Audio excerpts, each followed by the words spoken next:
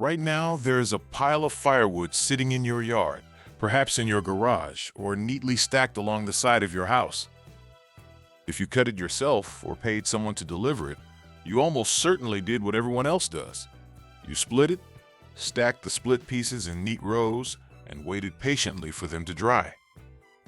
Every extension service in the country advises this method. Every firewood guide, every YouTube channel echoes the mantra: split it green, stack it loose, wait 6 months, and burn it dry. But here's what none of these sources mention. A study from the University of Maryland tracked hickory rounds left unsplit for over a year. After 12 months, the round still measured above 30% moisture. In contrast, split pieces from the same trees reached 20% moisture content in just 6 months. Case closed, right? Split wood wins. Except it doesn't tell the whole story. Because this study was conducted in the eastern United States with hardwoods in open air, it measured how fast wood dries but never considered how quickly it re-wets. This single blind spot has erased 1,000 years of Scandinavian firewood knowledge from modern wood management practices. Before there were log splitters, moisture meters, and extension service pamphlets, there were people who burned wood to survive. It was their only source of heat. Across northern Europe, from Norway to Bavaria to the Scottish Highlands, these communities stored their firewood in whole rounds. They possessed axes and could have split the wood, but they understood something about bark that the modern firewood industry has no financial incentive to teach you.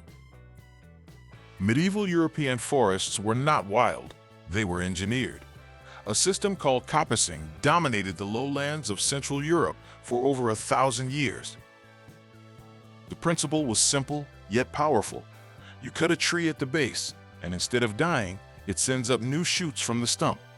These shoots grow quickly and straight. Every 20 to 30 years, you harvest the shoots, and the cycle begins anew. The same stump continues to produce firewood century after century. Research conducted by dendrochronologists from northern Bavaria confirmed this. A study published in Scientific Reports in 2020 analyzed over 2,000 oak timbers from historical buildings and archaeological excavations spanning from 300 to 2015.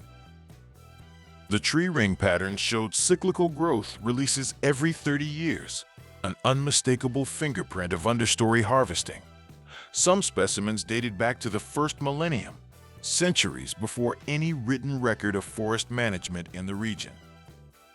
A separate study in the Journal of Historical Geography documented similar patterns across Moravia and the Czech Republic, confirming that coppicing was the dominant woodland management strategy across medieval Europe. In a coppice system, you do not fell a mature tree and split it into firewood. Instead, you cut the shoots.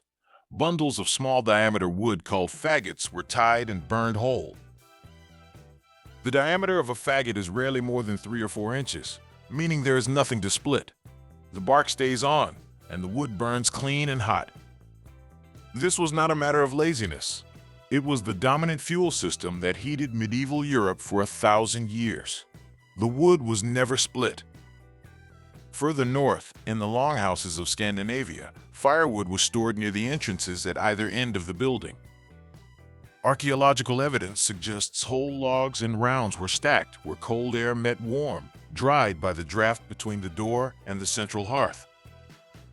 Axes were precious tools. You did not waste an axe edge splitting firewood months before you needed it. You split it when you burned it. If you've ever stacked split firewood in August, felt satisfied watching the sun bake it dry, and then burned it in January only to hear it hiss and spit, you already know something is amiss. You just might not have had the language to articulate it. So, here's the science. Water moves through wood by diffusion from areas of high moisture concentration to areas of low concentration. However, it does not move equally in all directions. According to the United States Forest Products Laboratory Wood Handbook, moisture diffuses in the longitudinal direction along the grain roughly 10 to 15 times faster than across the grain. This explains why end grain checking happens first. The ends dry out while the middle stays wet. This ratio matters more than most people realize. It means that the two circular end faces of a firewood round are doing almost all the work. The bark-covered sides contribute very little to drying. A 16-inch round sitting in the sun loses moisture primarily through its two ends, which together represent less than 15% of the total surface area. Now think about what splitting does. You take a round with two exposed end-grain surfaces and create 4 or 8 new surfaces, all of which are cross-grain.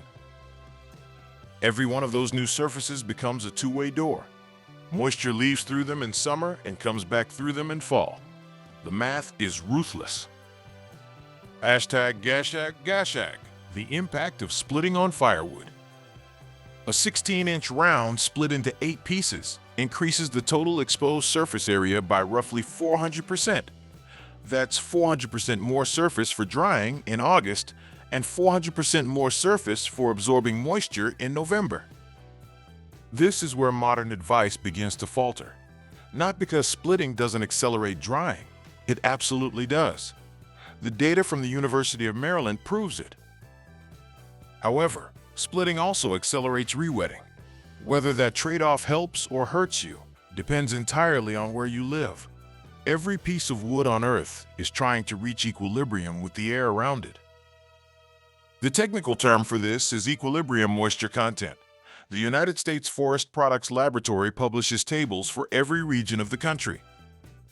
For instance, in the desert Southwest, wood equilibrates below 6%. In the Pacific Northwest, it can climb above 16% in winter, and in coastal Scandinavia, even higher. This means that wood in a dry climate will continue to lose moisture until it reaches that low equilibrium. In this case, splitting helps. More surface area means faster drying and a lower final moisture content. In contrast, in the Pacific Northwest or in Norway or Scotland, something different occurs. Summers are dry, but winters are wet. Wood dried in the summer to 15% moisture content will begin absorbing moisture again when the fall rains arrive. The speed of that reabsorption depends on one thing: surface area. Split wood has far more exposed surface area than a bark-covered round. Each face you create with the splitting maul becomes a sponge. The same physics that dried it quickly in July rewets it just as quickly in November. By January, when you carry it to the stove, your carefully seasoned split firewood can be wetter than the round you left alone.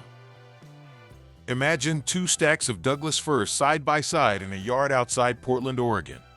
One stack consists of split pieces seasoned since June, neatly cross-hatched for airflow. The other stack is whole rounds with bark intact, cut the same day from the same tree. In September, the split pieces might measure 16% moisture content, while the rounds measure 22%. At first glance, the split wood appears to be the clear winner, but now it's January. 2 months of steady rain, fog that doesn't lift until noon, and overnight humidity above 90%. The split pieces have been absorbing moisture through every exposed face. The pin meter now reads 23%. The rounds, shielded on all sides by bark with only the end grain exposed, read 19%. The round is now drier than the split piece. This isn't hypothetical. Anyone who heats their home with wood in a maritime climate and owns a moisture meter can run this test. Most never do, because the idea that a whole round could be drier than a split piece contradicts everything they have been told. A round with bark intact is still drying through its end grain. While the bark sides resist incoming rain, the net moisture change over a wet winter is smaller. Not zero, but smaller. For softwoods like Douglas fir, pine, spruce, and cedar, which dry faster than hardwoods to begin with, that smaller net change often results in a moisture content under 20% by burning season. Wood is hygroscopic. It absorbs and releases moisture constantly. Every piece of firewood in your stack is breathing, and bark controls that breathing. If storing rounds works in wet climates, why does every guide say to split first? The answer lies not in scientific consensus, but in economics. Extension services write for the broadest possible audience. A University of Maryland pamphlet needs to work for homeowners in Virginia, farmers in Oregon, and cabin owners in Minnesota. Split and stack is the safest universal advice. It may not be the best advice everywhere, but it works in most situations. Nuance does not fit easily into a pamphlet. The funding that supports extension forestry research often comes from the same agricultural infrastructure that sells the equipment. Consider the log splitter. A hydraulic log splitter costs between $1,500 and $4,000. It represents one of the largest equipment categories in rural retail. Every manufacturer's marketing assumes you split immediately after cutting. The entire product category depends on the assumption that splitting is urgent. No log splitter company has ever published a study on when not to split. Then there is the Firewood dealer. A cord of unsplit rounds sells for $150 to $200. In most markets, while the same cord split and delivered costs between $250 and $350. The dealer's profit margin lives in the labor of splitting. If customers learned that storing rounds and splitting on demand was not only acceptable but sometimes superior, the dealer loses $100 per cord. If this is the kind of forgotten knowledge you want to see preserved, consider subscribing. This channel exists to bring back the techniques that modern industry buried, not because they failed, but because they competed with a product someone was selling. This is not a blanket argument against splitting firewood. It is an argument against splitting firewood immediately and treating that as the only correct answer. Here is the decision framework that 1,000 years of Northern European woodcutters would have understood instinctively. Hardwood should be split. Species like oak, hickory, maple, and locust are dense. Their end-grain surfaces are small relative to the volume of wood inside. They dry slowly, even when split. Left as rounds, some hardwoods can take 2 years to reach burnable moisture content.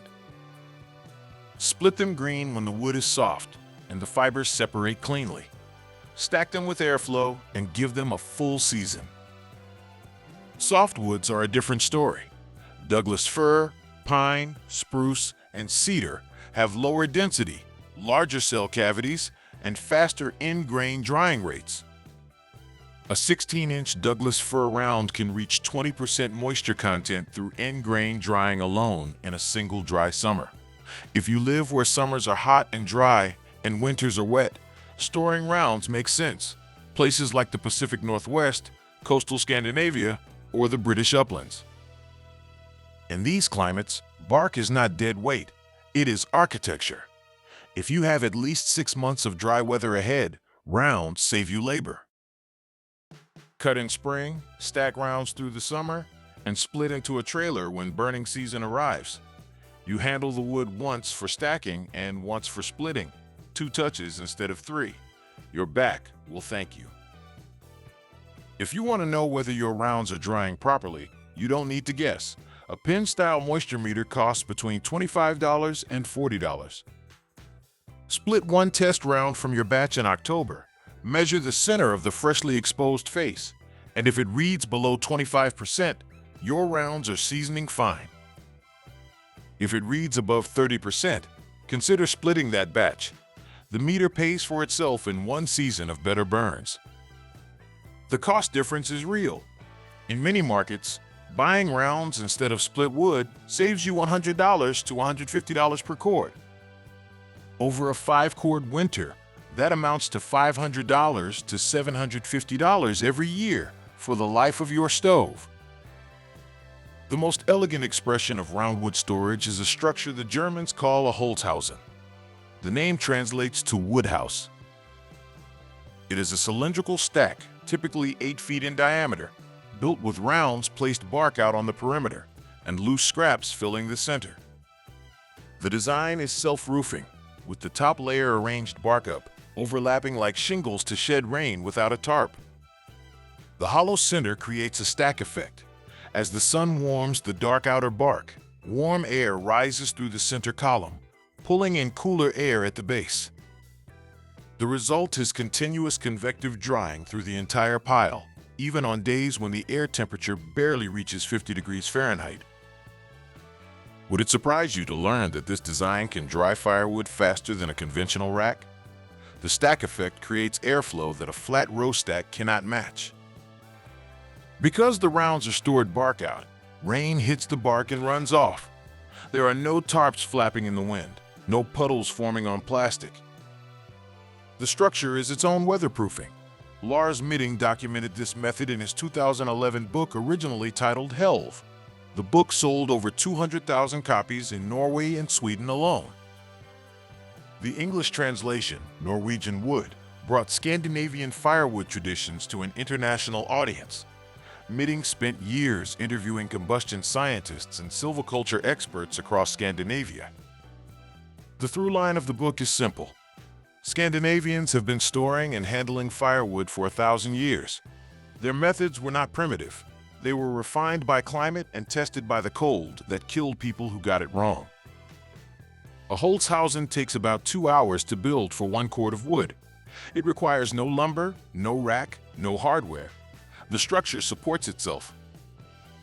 Because the rounds are stored bark out with the ends exposed to airflow, it combines the two principles that make round wood storage work: end grain drying and bark side moisture protection. You do not need to build a Holzhausen to store rounds effectively. Any standard stacking method works as long as the rounds are elevated off the ground and the end grain faces the prevailing airflow. Yet the Holzhausen is the oldest documented method still in use, and a medieval European would recognize one immediately. A century ago, firewood was not a lifestyle choice. It was survival infrastructure. The quality of your firewood determined whether your family was warm in February or shivering in a house that smelled like creosote from burning wet wood. People who got it wrong did not just waste time, they risked chimney fires and hypothermia. The knowledge that controlled those risks was local and specific, earned through generations of trial and error. They knew which species to store in rounds, which to split green, when to cut, when to burn, and how thick the bark should be before trusting it to keep the rain off through a Scottish November. That knowledge is not gone. It has survived in the wood piles of Norway, in the Holzhausen stacks of Bavaria, in the Kappest forests that dendrochronologists can still read in the growth rings of 1,000-year-old oak timbers, and in a 200,000-copy bestseller written by a Norwegian journalist who thought the way his grandparents handled firewood was worth documenting. Modern firewood advice is not wrong. It is simply incomplete. It answers the question of how to dry wood quickly while ignoring how to keep it dry. It treats bark as waste and splitting as mandatory. It forgets that the people who survived the coldest winters in European history did not own a $10,000 log processor. They owned an axe, a woodlot, and 1,000 years of accumulated understanding about moisture, bark, and climate. The next time you stand over a freshly cut round with a splitting maul in your hand, ask yourself one important question. Do you actually need to split this wood today? Or is the bark already doing the job you think splitting is for? This simple inquiry can lead to a deeper understanding of wood management and how to maximize your firewood's efficiency based on your local climate and conditions. In conclusion, the way we handle firewood has evolved significantly over the years, yet much of the ancient knowledge remains relevant today. Whether you choose to split your firewood or leave it in rounds, understanding the underlying principles of moisture movement, species-specific characteristics, and historical practices can lead to a more effective and efficient heating strategy. Rediscovering the wisdom of our ancestors not only helps us in practical ways, but also connects us to a long lineage of knowledge that has sustained communities through harsh winters. By embracing these time-tested methods, we can ensure that we remain warm and comfortable while respecting the materials we use and the environment we live in. If you found this exploration of firewood management enlightening, consider subscribing to this channel Together, we can continue to uncover and share the invaluable knowledge that shapes our understanding of traditional practices that built our civilization.